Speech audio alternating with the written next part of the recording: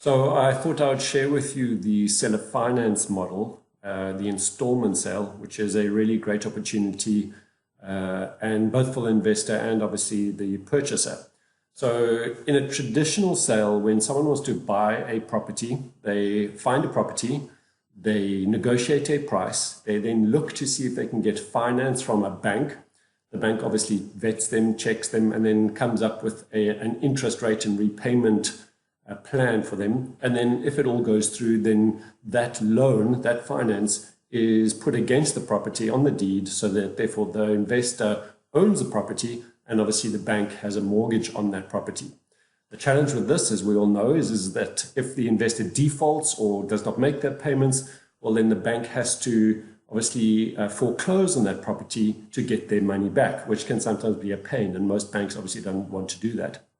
So in the installment sale, what can happen is sometimes we're asking the seller if, for example, they might have actually paid cash for the property. So they have a property that's unbonded.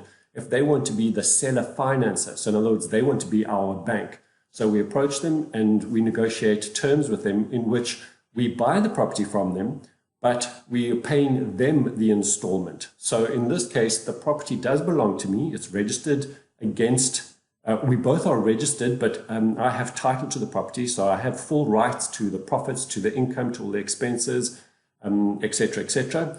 But the seller also has rights in case I default, right? If I do not meet my payments, then the property defaults back to the seller, and therefore there's a security from both parties. And of course, this is all legal. It's done by law and by special conveyances.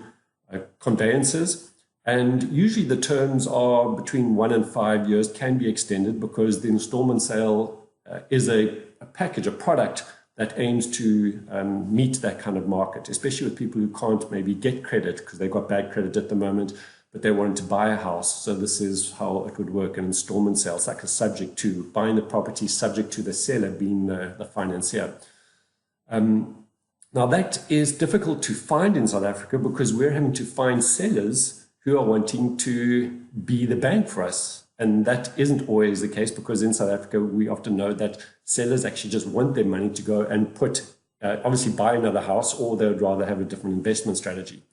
So I've been working with a company where what they do is actually quite innovative and solves a lot of problems. And this is what could work also for you, is we are, again, as the purchaser, the buyer of a property, I'm finding a property that I'm wanting. I negotiate a cash buy, a cash offer with that seller, right? Because as with a cash offer, I can get it lower, at a lower rate or lower amount, and obviously that's going to work in all of our favors. Now, instead of trying to get that seller to be my bank, this company is one where they will then go in and buy that property cash, and therefore that property is now sitting in that company's name. Let's call this the angel investor, right? So that angel investor now owns that property in their name. So they've bought it outright, done a full legal process of transfer. And then I now enter into an installment sale agreement with that angel investor on the terms that we find that is going to be best, whether it is 5, 10, or 15 years. Usually I would suggest 5 years renewable. And in that way, again, both of us are protected. But why this is so useful for the angel investor is because if I default or if something doesn't work, they don't have to foreclose on the property because it's actually already theirs in their name.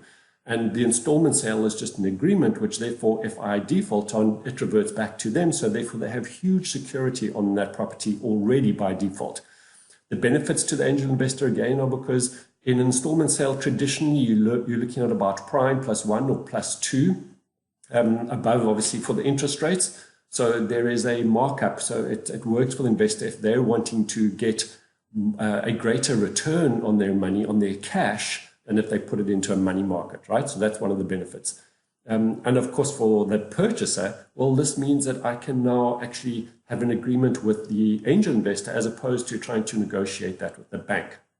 Now, what's interesting with the company that I'm working with is they obviously have some criteria because they're not going to go and do this with just about anyone. Their criteria are the following: that the property that we're going to buy is between 500,000 and 300,000 and 3 million rand. So they're looking at in between that amount. it must be your second investment property, right? Or at least second or more your investment property. In other words, you have to have at least one investment property, which basically implies you are an investor, right? You're not just, oh, I want to get into investing. How does this work? You already are an investor or have experience as an investor. And thirdly, what I actually really like, because obviously it works well for me, is that you need, as the buyer, to have a coach or a mentor or someone who's going to help you through this. Again, not allowing just the mom and pop investor to say, oh, I want an installment sale, let's just make this work and let's just go and buy a house. They're looking for obviously to decrease their risk, right?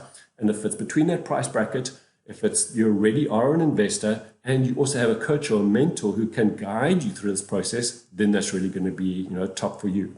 In my case, what I would prefer and what I would look for in this is where we're also looking at the purchaser to put down, for example, 3 or 4 months reserves of that installment of the mortgage. And the reason is because even if the property still is in the angel investor's name as such, the risk is that if I default, that angel investor will still have to evict me from that process, or in this case, evict my tenants. And that could still take 3 months to do. So we want to make sure that the angel investor is not losing any of their money, such that we also, a requirement would be is that they have 3 to 4 months of the mortgage payments in reserves, such that if that happens, well, at least the angel investor can still be getting their installments as opposed to now just waiting for a 3-month eviction process. So that for me is a big one. And in my case, I actually even go a step further, which is the tenants that I use as the purchaser. So in my case, I like the student housing. So I'm wanting to obviously have different tenants who are going to be staying in the house that I'm going to buy. I actually use a rental guarantee on those people. So I actually can guarantee the rental that I'm going to get in, which means therefore I can obviously literally guarantee the installment repayment. So that is probably another requirement that I would suggest for anyone who's going to do an installment sale. And of course, this is all about minimizing the risk for the angel investor so that either way, just everyone wins, right? And I think what I would also add on the fourth level is therefore making sure that whatever the purchaser, so myself or yourself, are wanting to buy through an installment sale, that first and foremost, it's a good deal, that those numbers work, that the rental that's going to come in is going to cover the installment, is going to cover everything, the expenses and every other foreseeable, the maintenance, the rates, the taxes, the insurance, obviously the electricity or the water, if that is going to be prepaid, plus maintenance funds, all those different things is the requirement, right? And that is something which I think is absolutely essential. So in that process, then one can expand the portfolio, obviously with certain means, but it really is a great opportunity for both this so-called angel investor and, of course, for yourself to expand your portfolio, but under requirements or under certain criteria that mean that this is a reliable, replicable, and with the least amount of risk possible. And that is how I certainly would structure this for you and what I look for in my own portfolio.